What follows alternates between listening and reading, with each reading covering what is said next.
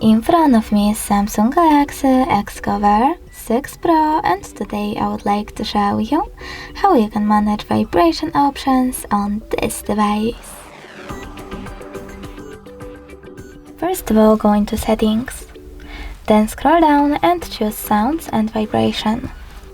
Now you need to click on Vibrate section next to Sound, and this way mute your device completely, leaving only vibrations. You can also click on Sound next to it and tap on this switcher next to Vibrate while running.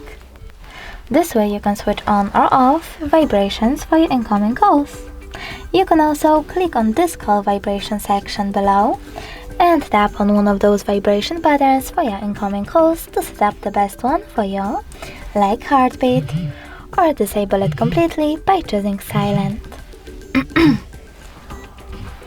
You can do exactly the same for your notifications by choosing notification vibration.